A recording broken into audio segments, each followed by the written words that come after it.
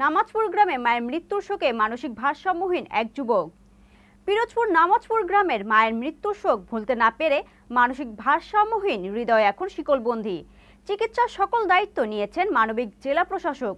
পিরোজপুর জেলা প্রতিনিধি কবির খানের পাঠানো ভিডিও ও তথ্যচিত্রে থাকছে বিস্তারিত। পিরোজপুর সদর উপজেলার নামাজপুর গ্রামের মুন্সিবাড়ির এক মেধাবী ছাত্র আজ শিকলবন্দি জীবনযাপন করছে। নাম তার হৃদয়। একসময় পিরোজপুর টাউন মাধ্যমিক বিদ্যালয়ের ছাত্র ছিল সে, কিন্তু মায়ের মৃত্যুর পর মানসিক ভারসাম্য হারিয়ে ফেলেছে হৃদয়। 2023 সালে অর্থাভাবে চিকিৎসা ছাড়াই হৃদয়ের মা ঝুমুর খানম জন্ম দেন এক পুত্র সন্তান। সন্তান জন্মের 6 দিনের মাথায় ঝুমুর মারা যান। এই মৃত্যু হৃদয়ের জীবন চরম মানসিক বিপর্যয় ডেকে আনে। ধীরে ধীরে সে হয়ে পড়ে মানসিকভাবে সম্পূর্ণ অসুস্থ।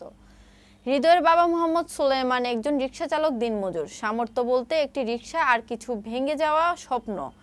ছেলের চিকিৎসা করানোর মতো আর্থিক সামর্থ্য নেই তার, তাই বিনা চিকিৎসায় বাড়ির এক কোণে শিকলবন্দি করে রাখা হয়েছে হৃদয়কে। এই করুণ বাস্তবতা পিরোজপুরের জেলা প্রশাসক মোহাম্মদ আশরাফুল আলম খানের নজরে আসলে তিনি মানবিক দৃষ্টান্ত স্থাপন করেন। হৃদয় চিকিৎসার সকল ব্যয়ভার নিজ তহবিল থেকে বহনের ঘোষণা দেন তিনি। জেলা প্রশাসক জানান, এই ছেলেটি একসময় সমাজের সম্পদ হতে পারত। আমাদের দায়িত্ব তাকে ফিরিয়ে আনা। আমি ব্যক্তিগতভাবে তার চিকিৎসার দায়িত্ব নিচ্ছি। পাশাপাশি জেলা প্রশাসক পিরোজপুরের অন্যতম স্বেচ্ছাসেবী সংগঠন পজিটিভ পিরোজপুরকে নির্দেশনা দেন প্রয়োজনীয় চিকিৎসার ব্যবস্থা নিতে। সংগঠনটির পক্ষ থেকেও জানানো হয়, যত দ্রুত সম্ভব হৃদয়কে উপযুক্ত চিকিৎসা কেন্দ্রে ভর্তি করা হবে। একটি জীবন বাঁচাতে প্রশাসনের এমন এগিয়ে আসা সমাজে মানবিক মূল্যবোধ ফিরিয়ে আনার প্রত্যয়ন জাগায়।